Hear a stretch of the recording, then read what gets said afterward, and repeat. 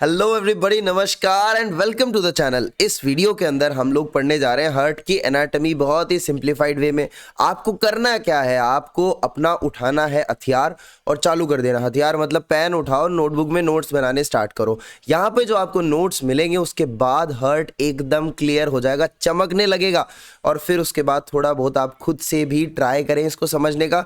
But यहाँ पर मैं सारी चीज़ें एकदम शॉर्ट एंड स्वीट तरीके से यहाँ पे मैंने सम अप कर दी हैं, ठीक है। So I try to explain you, like आप ध्यान से सुने, बड़ा ध्यान से। तो कर दें शुरू, कर दें क्या शुरू? अरे चलिए शुरू करते हैं। देखिए, जो थॉरेक्स होता है एक्चुअली में मैंने कहा कि सॉफ्ट पार्ट और हार्ड पार्ट, दो पार्ट में हम इसको कवर करेंगे, ठीक है। हार्ड पार्ट थोड़ा बाद में, अभी चालू कर रहे हैं सॉफ्ट पार्ट। और सॉफ्ट पार्ट के अंदर सबसे पहले सबसे जो मेन विसरा होता है दैट इज आर दिल है कि मानता नहीं। तो हार्ट हमारा सबसे मेन विसरा है। तो हार्ट के बारे में देखिए क्या बोलेंगे। सबसे पहले एक होलो ऑर्गन है, hollow, and it is a somewhat conical muscular organ है ना, मसल से बना हुआ। बताओ कौन सी मसल है? बोलो बोलो। हाँ बिल्कुल, कार्डियक मसल, ठीक है। अपना जो हार्ट होता है ना, it is the content of middle mediastinum. आपको पता है the space between the lungs is called mediastinum, and mediastinum को हम लोग पार्ट्स में डिवाइड करते हैं, superior mediastinum and inferior mediastinum. Inferior mediastinum के फर्दर तीन पार्ट होते हैं, एंटीरियर, मिडल एंड पोस्टीरियर। तो मिडल जो मीडियास्टिनम है वहां पर अपना हार्ट आता है, ठीक है। And heart is covered by the layer, it is called pericardium. Pericardium भी हम इसी वीडियो के अंदर कवर करेंगे, तो ध्यान से बने रहिए, लास्ट में पेरिकार्डियम आएगा, ठीक है।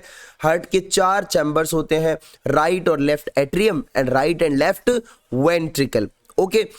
और अगर हम मेजरमेंट की बात करें तो एपेक्स टू बेस हार्ट का मेजरमेंट है लेंथ वाइज 12 सेंटीमीटर। एपेक्स नीचे होता है, बेस ऊपर होता है। Apex to base 12 centimetre. जरा इधर आके डायग्राम देखिए प्यारा सा। एपेक्स नाम सुन के ऐसे लगता है कि यार ये तो ऊपर होगा और बेस नीचे होगा, लेकिन ऐसा नहीं होता है ना। लंग्स का एपेक्स तो ऊपर होता है लेकिन बेस नीचे होता है, लेकिन हार्ट के केस में एपेक्स नीचे होता है और बेस ऊपर होता है। तो बेस टू एपेक्स कितना मेजरमेंट हो गया? 12 सेंटीमीटर। अगर हम इसका एंटीरियो पोस्टीरियर डायमीटर देखें, ये वाला, ठीक है, तो ये एंटीरियो पोस्टीरियर डायमीटर होता है 6 सेंटीमीटर और इसका ट्रांसवर्स डायमीटर होता है 8 to 9 सेंटीमीटर। कुछ मैक्सिमम अपना होता है 9। अगर आपका इससे ज्यादा होगा कार्डियोमेगैली होगी, जिसके बारे में भी हम डिस्कस करेंगे। कार्डियोमेगैली क्या होती है, तब तक आप मेरे को बताइए कमेंट सेक्शन में, ओके। देन ये मैंने बताया एपेक्स एंड मैंने बताया आपको बेस। जो इसका एपेक्स होता है इसकी लोकेशन बहुत जरूरी होती है। एपेक्स कहां पर सिचुएटेड है? तो it is present in the left side में है ना, होता है ना हार्ट, तो left fifth intercostal space just medial to the mid clavicular line. ये अपनी क्लेविकल है, क्लेविकल से बीच में से जो लाइन पास करती है imagine that is mid clavicular line, और मिड क्लेविकुलर लाइन के just medial fifth intercostal space में यहां पर एपेक्स आपका होता है, ठीक है। और आपको कई जगह ये भी देखने को मिलेगा, जैसे एके दत्ता में लिखा हुआ है कि it is 9 centimetre away, 9 centimetre left from the mid sternal line या mid line of the body. तो वो चीज आपकी इतनी एक्यूरेट नहीं है, क्योंकि हर केस में एक स्टैंडर्ड कंडीशन में 9 सेंटीमीटर हम मान सकते हैं, बट ये फिक्स नहीं होता कि 9 सेंटीमीटर ही होगा। तो आपको ये वाला पॉइंट नहीं बोलना। अगर आपको वाइवा में पूछा जाए कि एपेक्स की लोकेशन क्या है, तो आप ये जो मैंने लिखा है ना यहाँ, आप सिर्फ इतना ही बोलोगे, ठीक है। उसके बाद में बेस की बात करते हैं। Base of the heart is formed by left atrium and right atrium. भाई बेस ऊपर होता है, एट्रियम भी ऊपर है, तो इधर वाला part two third part is form by the left atrium and 1/3 part is form by the right atrium. You have to remember this. अगर बेस की लोकेशन की बात करी जाए कि बेस की लोकेशन क्या है, भाई एपेक्स की बात करिए तो बेस की बात करेंगे, तो बेस हमारा स्टैंडिंग पोजीशन में, मतलब जब हम खड़े हैं, सुपाइन पोजीशन में, जब हम लेटे हैं, तो दोनों में लोकेशन अलग अलग होती है भाई बेस की। स्टैंडिंग पोजीशन में you have to remember opposite to 6 to 9 thoracic vertebrae, 6 से 9 थोरेसिक वर्टिब्री के अपोजिट होता है। और सुपाइन पोजीशन में जब आदमी पड़ा है तब opposite to 5th to 8th thoracic vertebrae होता है। अच्छा, अगर आपको ये पूछे, देखो आप देख रहे हो 5th to 8th and 6 to 9, ये लोकेशन देख रहे हो, ये क्या हो रही है, एक एक वर्टिब्री नीचे खिसक जा रहा है हार्ट, क्यों? Because of the gravity. तो स्टैंडिंग पोजीशन में ग्रेविटी आ जाती है, इसलिए हार्ट थोड़ा सा उसका बेस जो है ना वो नीचे आ जाता है, 6 to 9 thoracic vertebrae, and in supine position 5 to 8। Okay, चलिए उसके बाद में हार्ट के वेट की बात करते हैं। ये नॉर्मल इसके पॉइंट्स है। अडल्ट मेल के अंदर it is about 280 to 340 grams, and adult female में it is about 230 to 280 grams. Okay, now presenting parts, हर विशरा होता है ना, उसको हम जब देखते हैं तो सबसे पहले हम उसके प्रेजेंटिंग पार्ट्स देखते हैं। क्या क्या इसके प्रेजेंटिंग पार्ट्स है? दो तो मैं आपको बता चुका हूं कि एक इसका एपेक्स होता है, एक इसका बेस होता है। इसकी 3 सरफेसेस होती हैं। 3 सरफेसेस के नाम, एक तो स्टर्नोकोस्टल सरफेस जो आगे की तरफ होती है, यहाँ पे जो स्टर्नम और कोस्टो मतलब वर्ड यूज होता है रिब्स के लिए, तो रिब्स और स्टर्नम के जो कांटेक्ट में रहती है, रिलेशन में रहती है, that is our sternocostal surface. नीचे की तरफ जो डायफ्राम के कांटेक्ट में रहती है, दैट इज डायफ्रामेटिक सरफेस, और इधर वाली लेफ्ट सरफेस। ठीक है, तो हमारे पास 3 सरफेस, ये कौन सी हुई? स्टर्नोकोस्टल, नीचे डायफ्रामेटिक, और इधर वाली कौन सी हुई? Left surface. ठीक है, इसके 4 बॉर्डर्स होते हैं दोस्तों। 4 बॉर्डर्स कौन से? एक right border, left border, superior या अपर बॉर्डर इसको बोल सकते हैं, एक इंफीरियर बॉर्डर। अब हमें क्या पढ़ना है कि ये जो सरफेसेस हैं और ये जो बॉर्डर्स हैं, ये कौन कौन बनाता है? Formation of the surfaces and formation of the borders, right? So let's see, सबसे पहले हम देख रहे हैं फॉर्मेशन ऑफ बॉर्डर्स।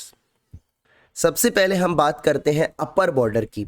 सो जो अपर बॉर्डर होता है it is slightly oblique. Upper border यहाँ होता है। ठीक है, आपको ये सारी चीज़ें, मैं ये एक्सपेक्ट कर रहा हूँ कि आपने एक बार हर्ट का विसरा देखा है, थोड़ा बहुत आपने कॉलेज के अंदर थोड़ा बहुत इसका आइडिया लिया है, क्योंकि हम यूट्यूब पे तब आते हैं जब हमें शॉर्ट में चीज़ें चाहिए होती हैं, मतलब like well explained properly with in the मतलब like little short time duration. तो ये मैं एक्सपेक्ट कर रहा हूँ, तो इसलिए आप ये सारी चीज़ें मैं एक्सपेक्ट कर रहा हूँ कि आपने एटलीस्ट एक बार विसरा देखा है, कुछ कुछ पढ़ा भी है थोड़ा बहुत, और अगर नहीं पढ़ा है तो ये वीडियो देखने के बाद में एक बार बुक को ज़रूर रेफर करें। ये जो कंटेंट मैंने बनाया है it is from different books, like 2-3 books को मिला के बनाया गया है, बट आपको एटलीस्ट एक बार जो भी आप बुक फॉलो कर रहे हो, इधर it is B D Chaurasia और विश्राम सिंह और ए के दत्ता, एनी बुक, तो आपको उसमें से ज़रूर रेफर करना है। आपको एटलस ज़रूर रखनी है साथ में। अगर आपके पास एटलस नहीं है तो आप गूगल पे इन चीज़ों को डायग्राम्स इनके ज़रूर देखना। ठीक है, तो देखिए सबसे पहले बात करते हैं अपर बॉर्डर की। Upper border is slightly oblique और upper border is form by the 2 atria.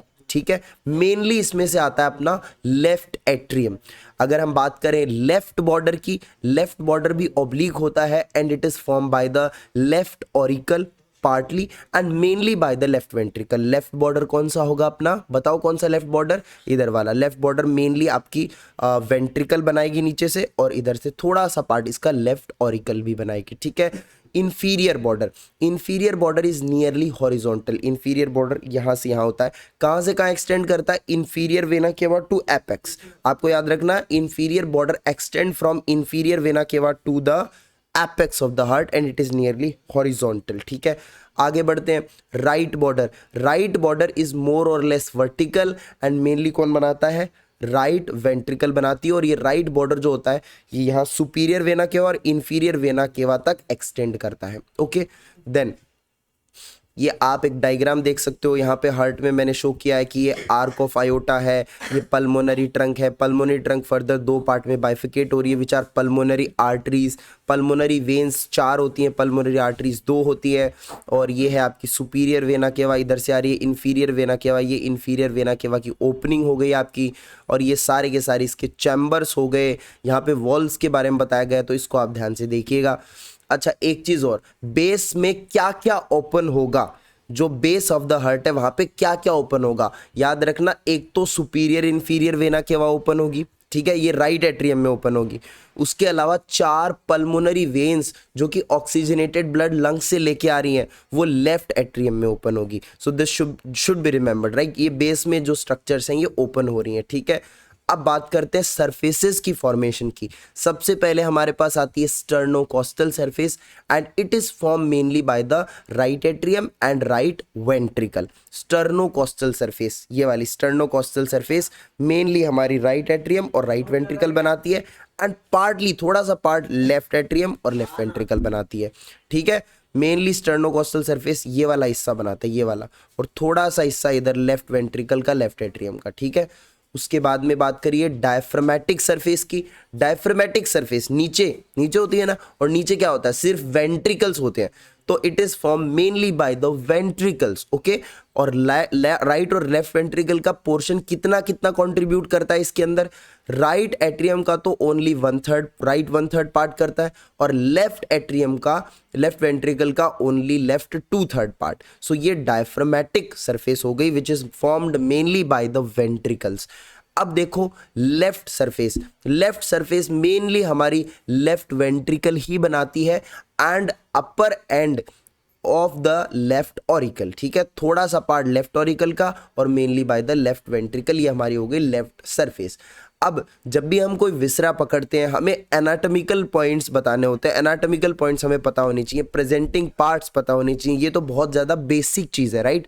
तो अभी देखिए अगर हम लोग एनाटॉमिकल पॉइंट्स की बात करें तो हमें सबसे पहले हार्ट का विसरा कुछ इस पोजीशन में होल्ड करना है, यहाँ पर आपका एपेक्स आएगा, इस तरीके से हमें उसे होल्ड करना है, एंड देन आपको एनाटॉमिकल पॉइंट्स बोलने हैं। This is the viscera of heart with pericardium and root of great vessel. Which are these great vessels? Aorta वगैरह, पल्मोनरी ट्रंक, ये रूट ऑफ ग्रेट वेसल, ठीक है। अब सबसे पहला पॉइंट हो गया the conical apex is directed downward, forward and to the left. अब एपेक्स कहाँ होगा? इधर होगा एपेक्स। एपेक्स किधर होता है? मैंने बताया था ना, लेफ्ट फिफ्थ इंटरकोस्टल स्पेस में। तो it is directed downward, forward and to the left, थोड़ा लेफ्ट की तरफ डायरेक्टेड है, ठीक है। Now base is directed upwards, base ऊपर होता है, backward directed, towards the right directed है, ठीक है। Sternocostal surface is directed forwards and upward, ऐसे होता है हार्ट, तो forward and upward, okay. Diaphragmatic surface is directed downward and backward.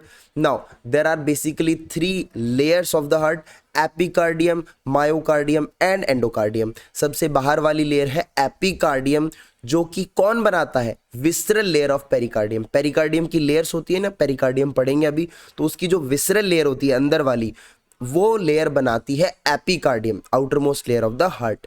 फिर होती है मायोकार्डियम, ये थिकेस्ट लेयर है, बीच में प्रेजेंट है, सबसे अंदर वाली लेयर है एंडोकार्डियम। देन उसके बाद में हम पढ़ते हैं microscopic feature of cardiac muscle. जैसे कि हम जानते हैं कि heart is made up of cardiac muscle, तो यहाँ पे आपसे ये भी पूछा जा सकता है कि what are the features of the cardiac muscle. देखो कार्डियक मसल को जब हम ऑब्जर्व करते हैं अंडर द माइक्रोस्कोप तो हमें क्या दिखाई देता है कि ये शॉर्ट सिलेंड्रिकल मसल फाइबर से बनी हुई है जो कि ब्रांचिंग शो कर रहे हैं। उसके अलावा सिंगल और सेंट्रली प्लेस्ड न्यूक्लियस होता है इनके अंदर, और इंटरकैलेटेड डिस्क प्रेजेंट होती है, ठीक है। इंटरकैलेटेड डिस्क क्या होती है? It is kind of specialized junctional complex जिसके अंदर एडहेरेंस जंक्शन, डेस्मोसोम्स और गैप जंक्शंस आते हैं। और ये जो गैप जंक्शंस होते हैं ना, इनके थ्रू क्या होता है, आयंस डिफ्यूज करते हैं, एक मसल फाइबर से दूसरे मसल फाइबर में जाते हैं, जिसकी वजह से अगर एक जगह पर एक्शन पोटेंशियल जनरेट हुआ है वो फैल जाता है, ठीक है। तो यही कार्डियक मसल की बहुत इंपॉर्टेंट प्रॉपर्टी है, राइट। तो cardiac muscle act as syncytium because of these gap junction, intercalated disc, because ions diffuse from one muscle fibre to the other muscle fibre. बात आ रही है समझने? ओके। अब ग्रेट वेसल्स की मैंने बात करी थी। ग्रेट वेसल्स क्या है?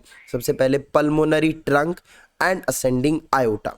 पल्मोनरी ट्रंक जो होती है अपनी राइट वेंट्रिकल से ओरिजिनेट करती है। पल्मोनरी ट्रंक राइट वेंट्रिकल से ओरिजिनेट करती है, वहां से इम्प्योर डीऑक्सीजनेटेड ब्लड लंग्स को जाता है। फिर ये पल्मोनरी ट्रंक 2 ब्रांचेस में डिवाइड होती है जिनको हम कहते हैं pulmonary arteries, right and left pulmonary arteries, जो कि ब्लड लेके जाते हैं further. Ascending iota left ventricle से ओरिजिनेट करती है, पूरी बॉडी में ऑक्सीजनेटेड ब्लड देती है। और ये दोनों की दोनों चीजें जो मैं बता रहा हूं ये मिडल मीडियस्टिनम में लाई करती हैं। असेंडिंग आयोटा और pulmonary trunk they lie in the middle mediastinum, but the arch of aorta and its branches, there are 3 branches of arch of aorta. देखो मैंने यहाँ पे शो किया है आर्क ऑफ आयोटा और उसकी ब्रांचेस, ये सुपीरियर मीडियस्टिनम में है। असेंडिंग आयोटा ये हो गया, असेंडिंग आयोटा कहाँ है? मिडल मीडियस्टिनम में। ये आर्क ऑफ आयोटा है, ये आर्क ऑफ आयोटा कहाँ है?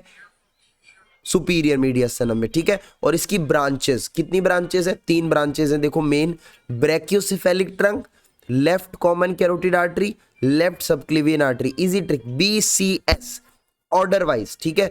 ब्रैकियोसेफेलिक ट्रंक है, then left common carotid artery C से, लेफ्ट सबक्लेवियन आर्टरी S से, तो BCS ये कहाँ है? सुपीरियर मीडियस्टिनम में। अब आती है descending iota. Descending iota posterior मीडियस्टिनम में चली जाती है पीछे।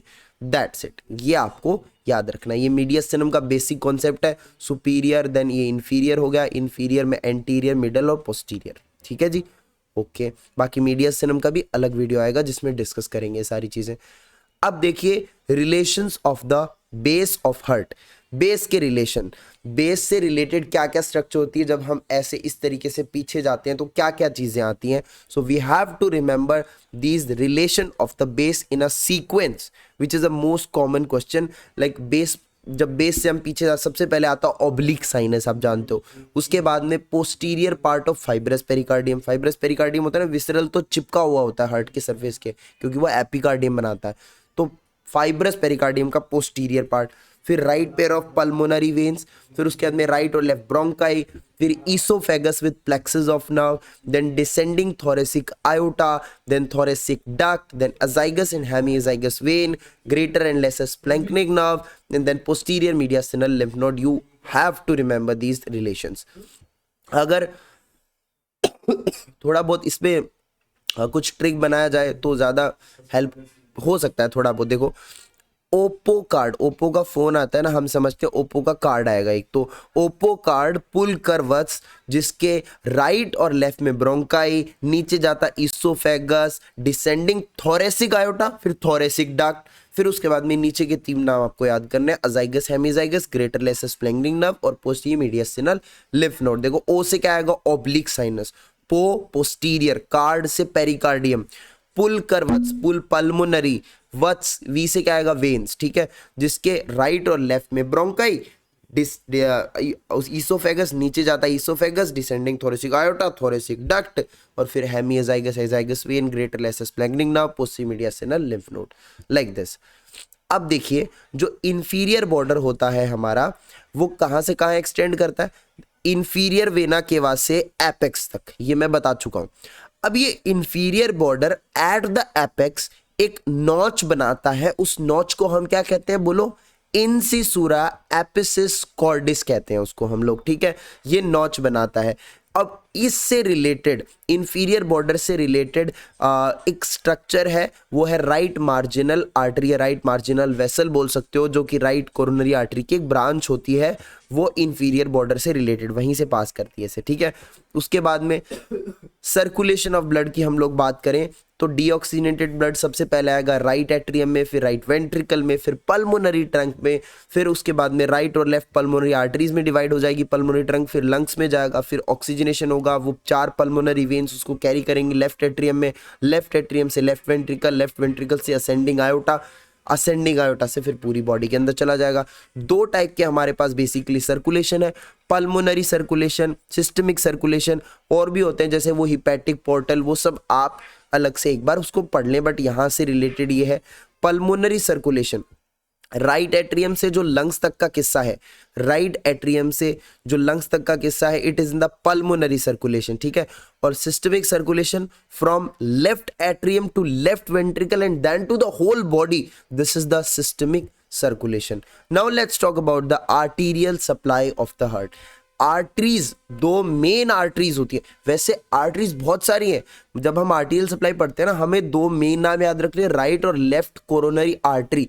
उसके अलावा बहुत सारी आर्टरीज होती है, बट मेन ये है, इनकी बहुत ब्रांचेस होती हैं, but main these 2 arteries are the arteries which supply blood to whole blood, majority. तो राइट और लेफ्ट कोरोनरी आर्टरीज। अच्छा, ये जो आर्टीरियल सप्लाई है एक्चुअली, ये जो इनर एंडोथीलियल सरफेस है ना, मैंने बताया 3 लेयर, एपिकार्डियम, मायोकार्डियम और एंडोकार्डियम, जो अंदर वाली सरफेस है, इनर एंडोथीलियल कवर्ड सरफेस, वो जो होती है ना, उसको इन आर्टीरियल सप्लाई की अलग से जरूरत नहीं होती आर्टरीज की। क्यों? क्योंकि यार हार्ट खुद मतलब ब्लड का भंडार है, उसमें ब्लड इतना सारा आता जाता है, तो जो अंदर वाली सरफेस होती है ना, वो directly get nutrition from the blood in the cardiac chambers. Okay, heart get its arterial supply during diastole. It is a very important point. Heart क्या करता है कि पहले दूसरों का भला करता है, पूरे शरीर को हार्ट पहुंचाएगा ड्यूरिंग द सिस्टोल, और जब डायस्टोल होगा तो उस दौरान हार्ट को खुद का ब्लड मिलेगा, खुद सर्वाइव करने के लिए ब्लड मिलेगा। तो दूसरों की पहले जय करो, बाद में खुद के बारे में सोचो। नेक्स्ट थिंग, कोरोनरी आर्टरीज की बात करते हैं हम लोग। कोरोनरी आर्टरीज की बात करते हैं। सबसे पहले जो दोनों कोरोनरी आर्टरीज है राइट एंड लेफ्ट, ये दोनों ही असेंडिंग आयोटा की ब्रांचेस होती हैं। देखो आप ये देखो, ये मैंने कुछ असेंडिंग आयोटा बनाई है। इस असेंडिंग आयोटा के बेस पर क्या होते हैं, 3 कस्प होते हैं, ठीक है। और ये कस्प जो होते हैं ना, यहाँ पर ये क्या बोलते हैं, इस तरीके से देखो कस्प प्रेजेंट होते हैं, ऐसे मैंने बनाया ना, ये मोदे मोदे टेढ़े से, इस तरीके से कस्प होते हैं। अब ये एक है ना खाली स्पेस सा बनाते हैं जिसको हम कहते हैं साइनस, और वो तीन बन जाते हैं ना, एक तो फिर बनेगा 3 कस्प हो गए ना, तो 3 साइनस बनेंगे, एंटीरियर साइनस, मिडल और पोस्टीरियर साइनस, ठीक है। तो जो एंटीरियर साइनस होता है, एंटीरियर आयोटिक साइनस होता है, वहां से तो राइट कोरोनरी अराइज करती है, और पोस्टीरियर आयोटिक साइनस से लेफ्ट कोरोनरी आर्टरी अराइज करती है। अब बात करते हैं एंड आर्टरीज क्या होती है। एंड आर्टरीज वो आर्टरी होती है जो कि कोई भी प्री कैपिलरी एनास्टोमोसिस नहीं करती है, ठीक है। अब ये 2 टाइप की, true and arteries, example central artery of retina, और फंक्शनल एंड आर्टरीज कौन सी होती हैं, ये वो एंड आर्टरीज होती हैं जो कि these are the arteries which anastomose at the level of arteriole, they do anastomose, but the caliber of the anastomose is insufficient to keep the tissue alive. Like उतना कैलिबर नहीं है उस anastomosis में। Like देखो suppose यहाँ supply करना है कुछ, ठीक है, और यहाँ से कोई आर्टरी आ रही है, ठीक है। अब मान लो कि ये किसी दूसरी आर्टरी के साथ इस लेवल पे एनास्टोमोसिस कर ले, ऐसा कुछ यहाँ पे एनास्टोमोसिस प्रेजेंट है इनका, तो मेनली ये इसको ब्लड पहुंचाना है यहाँ पे। लेकिन अगर मान लो किसी तरीके से ब्लॉक हो जाए तो ये अकेली artery it will not be like sufficient to supply the sufficient blood to the particular part, like उस टिश्यू का पर्टिकुलर पार्ट को सप्लाई नहीं करेगी, एज द रिजल्ट वो खत्म हो जाएगा। सो caliber of the anastomosis is insufficient to keep the tissues alive when one of the arteries are blocked. Example coronary arteries. तो coronary arteries जो होती है functional end arteries होती हैं, ठीक है जी, ओके।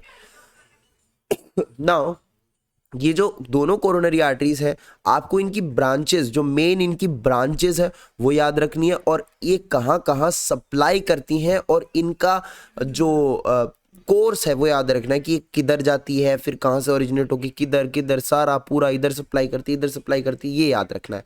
सबसे पहले major branches of right coronary artery, 3 major branches हैं, बताओ कौन सी। राइट मार्जिनल आर्टरी, दूसरा सीनू एट्रियल नोडल आर्टरी, ऐसे नोड वाली आर्टरी, फिर तीसरे नंबर पे पोस्टीरियर इंटरवेंट्रिकुलर आर्टरी। ये हमारी 3 मेजर ब्रांचेस है राइट कोरोनरी आर्टरी की। उसके बाद में major branches of left coronary artery, 3 branches है, anterior interventricular artery, circumflex artery and diagonal artery. ये 3 हो गई इसकी ब्रांचेस। कंफ्यूज मत होना, राइट कोरोनरी आर्टरी की जो ब्रांच है ये है पोस्टीरियर इंटरवेंट्रिकुलर आर्टरी। इंटरवेंट्रिकुलर यानी ये इंटरवेंट्रिकुलर ग्रूव में चलेगी, और पीछे वाले पोस्टीरियर इंटरवेंट्रिकुलर ग्रूव में चलेगी। इंटरवेंट्रिकुलर की ग्रूव के 2 हिस्से हो गए ना, एंटीरियर और एक पोस्टीरियर इंटरवेंट्रिकुलर ग्रूव, ठीक है। तो एंटीरियर इंटरवेंट्रिकुलर ग्रूव में जो आर्टरी चलती है that is the branch of left coronary artery, और right coronary artery is the branch of posterior interventricular branch artery is the branch of right coronary artery, that's it. Distribution of right coronary artery, कहाँ कहाँ blood distribute करती है। सबसे पहले whole of the right atrium, देखो right coronary artery right atrium में देगी। उसके बाद में most of the right ventricle except a strip along the anterior interventricular groove, and small part of the left ventricle along the posterior interventricular groove. Posterior inferior 1/3 of of the ventricular septum. ventricular septum का जो पीछे का और posterior हिस्सा है, posterior and inferior हिस्सा है, उसको कौन दे रही है, right coronary artery. posterior inferior 1/3 को कौन दे रही है ventricular septum के, RCA, right coronary artery. And ऐसे नोड को 60% केसेस में देती है राइट कोरोनरी आर्टरी, एंड बाकी के केसेस में लेफ्ट कोरोनरी आर्टरी सप्लाई करती है। एवी नोड को, बंडल ऑफ हिज को, except left branch of AV bundle. आप एक चीज याद रखना, जो हमारा conducting system of the heart होता है जिसके अंदर ये इंक्लूडेड है SA node, AV node, bundle of his, Purkinje fiber वगैरह वगैरह, तो ये जो पूरा कंडक्टिंग सिस्टम है इसको mainly right coronary artery supply करती है, बट कहाँ नहीं करती है, एक्सेप्शन है left branch of AV bundle. AV bundle की 2 ब्रांचेस हो जाती है ना, राइट और लेफ्ट ब्रांच, तो जो लेफ्ट ब्रांच है उसको लेफ्ट कोरोनरी आर्टरी करती है, बाकी पूरा conducting system mainly supplied by right coronary artery, mainly supplied by right coronary artery. ठीक है, उसके बाद में आगे बढ़ते हैं। Distribution of left coronary artery, जैसे आपने राइट कोरोनरी आर्टरी का डिस्ट्रीब्यूशन याद किया, वैसे ही लेफ्ट कोरोनरी आर्टरी का डिस्ट्रीब्यूशन भी आपको पता होना जरूरी है। सबसे पहले जैसे वो राइट एट्रियम को करती थी, left coronary artery will supply whole of the left atrium. उसके बाद में most part of the left ventricle except a strip, वो देखो एक्सेप्शन इधर आ गया, except a strip along the posterior interventricular groove, a small part of the right ventricle along the anterior interventricular groove, then anterior superior, this is important, posterior inferior 1/3 में कौन करता था, right coronary artery, और anterior superior 1/3 में कौन करेगा, left coronary artery. SA node in 40% cases and a part of left branch of AV bundle. This is the distribution of left coronary artery. Okay. आगे बात करते हैं लेफ्ट और right coronary artery में। देखो क्या फर्क है, जो लेफ्ट कोरोनरी आर्टरी होती है ज्यादा चौड़ी होती है, वाइडर होती है। So left coronary artery is wider in diameter than in right coronary artery. और इसका एक पर्टिकुलर अगर आप रीजन देखोगे तो लेफ्ट कोरोनरी आर्टरी को larger volume of the blood supply करना पड़ता है to the myocardium, so it is wider like okay. ये देखिए अब ये आपका आर्टीरियल सप्लाई का एक जो ये आर्टरीज है इनका कोर्स है, कहाँ ये सप्लाई करती है, क्या ब्रांचेज है, यहाँ से आपको थोड़ा सा इसका आइडिया लगेगा। तो मेनली आपको यहाँ पर दिखेंगी राइट और लेफ्ट कोरोनरी आर्टरी। सबसे पहले ये देखो राइट कोरोनरी आर्टरी जो है अपनी, देखो यहाँ से एंटीरियर आयोटिक साइनस से अराइज करने के बाद सबसे पहले यहाँ पे देती है branch to SA node, sino atrial nodal branch.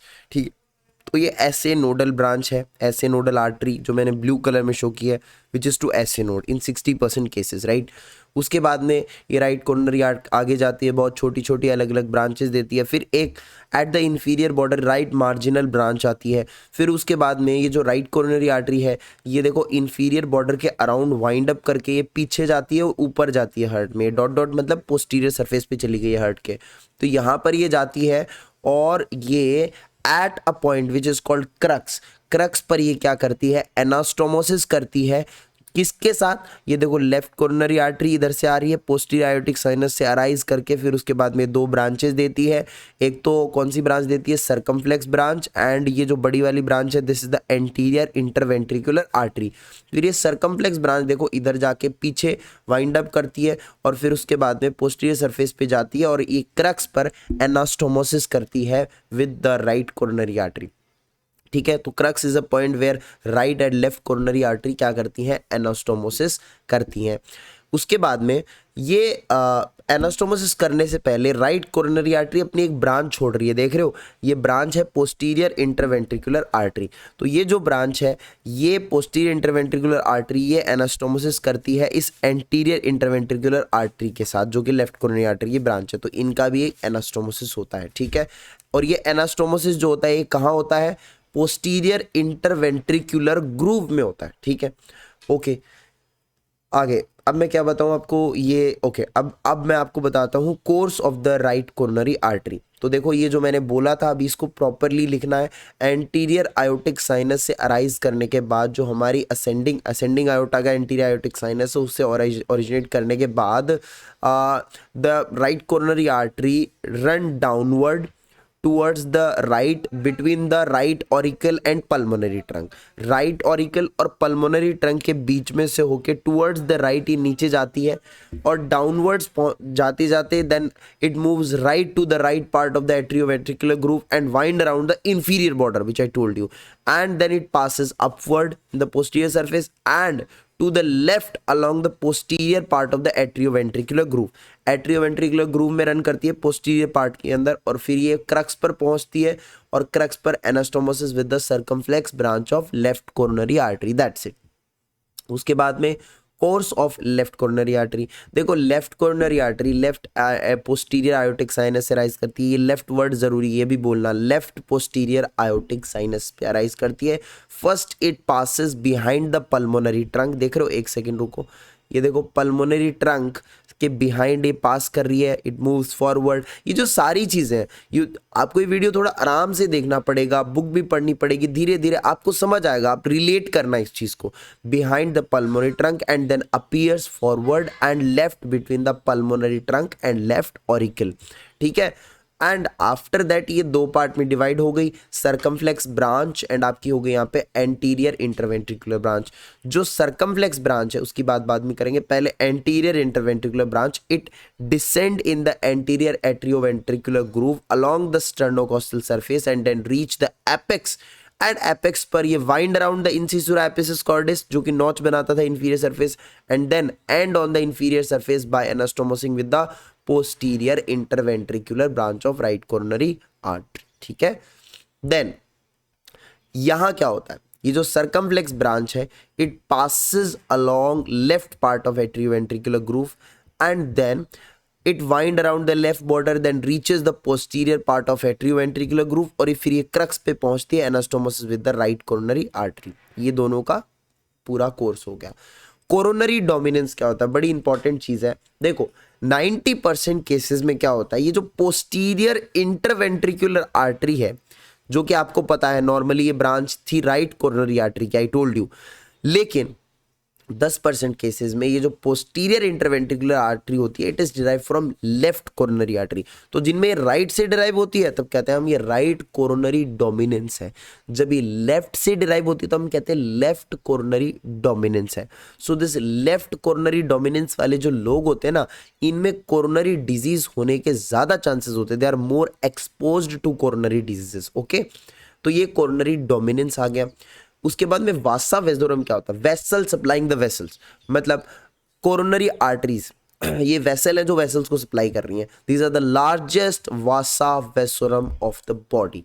उसके बाद में अगर हम क्रॉस सेक्शन देखें ना हार्ट का, तो जो हमारी राइट वेंट्रिकुलर कैविटी है, ठीक है, ये देखो इधर right ventricle, this is left ventricle, तो राइट वेंट्रिकल की कैविटी आपको सेमील्यूनर दिखेगी, अर्धचंद्राकार, आधे चांद जैसी, और लेफ्ट वेंट्रिकुलर कैविटी आपको देखो सर्कुलर दिखाई देगी, ठीक है। तो ये चीज बहुत जरूरी है, ध्यान से देखना ये क्यों होता है, क्यों ये सेमील्यूनर है, क्यों ये सर्कुलर है। तो देखो इसके रीजन है, सबसे पहला रीजन ये है कि जो वेंट्रिकुलर सेप्टम है it is placed obliquely backward and to the right. भाई वेंट्रिकुलर सेप्टम थोड़ा ऑब्लिक है और टुवर्ड्स द राइट है, इधर ऐसे है, तो ऑब्वियस सी बात है ये तो पूरा ऐसे हो जाएगा और वो वाली थोड़ी कम लाइक सेमील्यूनर हो जाएगी। और सेप्टम प्रेजेंट है convexity towards right, septum towards the right ऐसे कॉन्वेक्स होता है, तो इधर वाला सर्कुलर बनेगा, उधर वाला सेमील्यूनर बनेगा। नेक्स्ट चीज देखो, जो हमारी wall of the left ventricle है, एक फैक्ट है कि जो लेफ्ट वेंट्रिकल की वॉल है वो मोटी होती है, वो 3 टाइम्स थिकर होती है than the wall of the right ventricle. तो इसका रीजन क्या हो सकता है बच्चों, देखो रीजन क्या हो सकता है, left ventricle pumps the blood against the high aortic pressure, high aortic pressure के अगेंस्ट लेफ्ट वेंट्रिकल को लाइक ज्यादा ब्लड पंप करना होता है हाई प्रेशर के अगेंस्ट, तो लाइक वॉल मोटी नहीं होगी तो कैसे जमेगा, तो इसलिए ये रीजन है इसका कि 3 टाइम्स थिकर वॉल होती है लेफ्ट वेंट्रिकल की as compare to right ventricle, okay. Then like when we talk about some like nervous system के बारे में बात करें, पैरासिम्पैथेटिक सिंपैथेटिक के बारे में, तो पैरासिम्पैथेटिक का जो स्टिमुलेशन है वो कोरोनरी वेसल्स पे नेग्लिजिबल होता है, उसका कोरोनरी वेसल पे नेग्लिजिबल इफेक्ट होता है, ठीक है। लेकिन जो सिंपैथेटिक स्टिमुलेशन है वो क्या कर सकता है, देखो वो मैंने कहा ना एपिकार्डियल इंट्रामस्कुलर आर्टरीज ये भी होती हैं, ये भी ब्लड सप्लाई में इन्वॉल्व होती हैं, ये भी आर्टीरियल सप्लाई ऑफ हार्ट में ही इंक्लूडेड है, बट मेन कौन सी थी, कोरोनरी वेसल्स थी, ठीक है। तो जो एपिकार्डियल, जो एपिकार्डियम को सप्लाई करेंगे आर्टरीज, एपिकार्डियल आर्टरीज, इनको तो ये सिंपैथेटिक स्टिमुलेशन कॉन्स्ट्रिक्ट कर देगा और इंट्रामस्कुलर आर्टरीज को ये डायलेट कर देगा, ठीक है। तो ये इफेक्ट याद रखना कि एपिकार्डियल को कॉन्स्ट्रक्ट करेगा और इंट्रामस्कुलर को डायलेट करेगा, ओके। उसके बाद में इंटीरियर ऑफ राइट वेंट्रिकल, देखो ध्यान से सुनो, अगर हम इंटीरियर, अब हार्ट का एक्सटर्नल फीचर ऑलमोस्ट हो चुके हैं, बचा है कुछ पार्ट जो कि आ जाएगा फर्दर वीडियो में, लेकिन इंटीरियर ऑफ राइट वेंट्रिकल की बात करें तो हमारे पास 2 पार्ट है, एक तो इनफ्लोइंग रफ पार्ट, एक आउटफ्लोइंग स्मूथ पार्ट। देखो जो इनफ्लोइंग रफ पार्ट होता है उसको हम कहते हैं वेंट्रिकल प्रॉपर, और जो आउटफ्लोइंग स्मूथ पार्ट होता है उसको हम लोग कहते हैं कोनस आर्टीरियोसस या फिर इनफंडिबुलम। ठीक है, ये जो वेंट्रिकल प्रॉपर है इसकी एम्ब्रियोलॉजी की अभी बात कर ले, बाकी एम्ब्रियोलॉजी में डिटेल में करेंगे, बट यहाँ पे बात कर लेते हैं कि जो वेंट्रिकल प्रॉपर है ये कहाँ से डेवलप होता है। राइट वेंट्रिकल की बात करें ना तो देखो right part of bulbo ventricular cavity, और ये जो बल्बो वेंट्रिकुलर कैविटी है it is form by the bulbus cordis का proximal part and primitive ventricle. Okay, then conus arteriosus या infundibulum which is the outflowing smooth part, ये develop होता है conus आर्टीरियोसस, ये डेवलप होता है कोनस कॉर्डिस से। ठीक है, एंड दिस ये जो कोनस कॉर्डिस है ये डेवलप होता है मिडिल 1/3 ऑफ द बल्बस कॉर्डिस से। ठीक है, हमारे पास राइट वेंट्रिकल के अंदर दो ऑरिफिस होते हैं, एक तो पल्मोनरी ऑरिफिस रहेगा, ठीक है, क्योंकि पल्मोनरी ट्रंक है वहां पे, और राइट एट्रियोवेंट्रिकुलर ऑरिफिस रहेगा या ट्राइकस्पिड ऑरिफिस, क्योंकि वहां पे ट्राइकस्पिड वॉल्व होता है राइट पार्ट में।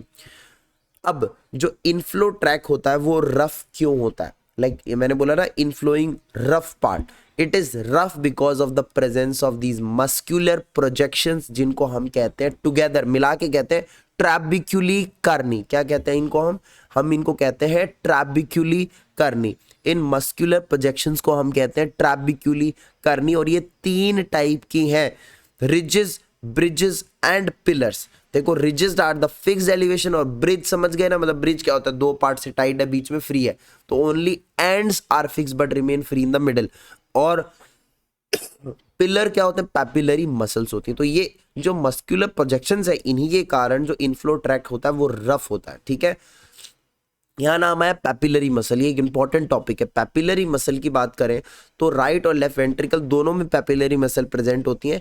राइट वेंट्रिकल में 3 इन नंबर है और लेफ्ट वेंट्रिकल में 2 है। ठीक है, लेफ्ट वेंट्रिकल में सिर्फ 2 है।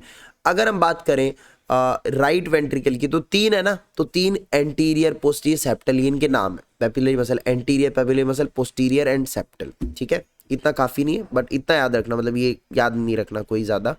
देन हम बात करते हैं पैपिलरी मसल की स्ट्रक्चर की। तो पैपिलरी मसल की स्ट्रक्चर में मेनली 2 चीजें होती है, इसका एपेक्स होता है और एक इसका बेस होता है। जो इसका एपेक्स होता है और इसका जो बेस होता है, जैसे बेस की बात करें तो base is attach to the ventricle wall. देख लो एक सेकंड, ये डायग्राम देखो तुम, इस डायग्राम में तुम्हें क्या दिख रहा है, ये पैपिलरी मसल है जिस पे पी लिखा है मैंने, इसका बेस हो गया और ये हो गया एपेक्स इसका। ठीक है, तो इसका जो बेस है वो वेंट्रिकुलर मसल के साथ कनेक्टेड है ना, ओके, वेंट्रिकल वॉल के साथ कनेक्टेड है ना, ओके। एपेक्स की बात करोगे तो apex is connected to the, देखो कहाँ एपेक्स कनेक्टेड है, इन कस्प से कनेक्टेड है, जो एट्रियोवेंट्रिकुलर ऑरिफिस की कस्प है ना, जैसे ये ट्राइकस्पिड वॉल्व हो गया तो इसकी कस्प जो है 3 कस्प है, इनसे कनेक्टेड है via this collagenous structure called chordae tendineae, chordae tendineae. ठीक है, तो cusp of tricuspid valve through chorda tendineae, apex यहाँ पे अटैच होता है। ठीक है, ये मैंने इंटीरियर ऑफ राइट वेंट्रिकल को बनाने की कोशिश की है। यहाँ पे मैंने दिखाया कि देखो ये एंटीरियर पैपिलरी मसल है, ये सेप्टल पैपिलरी मसल है, ये हमारे पास पोस्टीरियर पैपिलरी मसल है, ये तीनों पैपिलरी मसल है। ठीक है, यहाँ पर आप देख रहे हो जो एंटीरियर पैपिलरी मसल है वो कनेक्टेड है, देखो वाई दिस एट्रियोवेंट्रिकुलर, मतलब जो वेंट्रिकुलर सेप्टम है, सॉरी वेंट्रिकुलर सेप्टम, उससे कनेक्टेड है बाय मॉडरेटर बैंड। ये मॉडरेटर बैंड क्या होता है, moderator band is actually thick muscular ridge extending from the ventricular septum to the base of the anterior papillary muscle। इसका function क्या होता है, ये कन्वे करता है, it conveys the right branch of the AV bundle and prevent the over distension of the right ventricle। so this is the function of moderator band, right। अब हमारे पास देखो 3 कस्प हो गए ट्राइकस्पिड वॉल्व के, anterior cusp, posterior cusp and septal cusp, and ये हमारे पास right atrial chamber है, यहाँ पे इनफंडिबुलम पार्ट हो गया हमारा स्मूथ वाला पार्ट, ये पल्मोनरी वाल्व्स हो गए हमारे पास, तो ये इंटीरियर ऑफ राइट वेंट्रिकल है। Okay, now let's talk about the interior of left ventricle.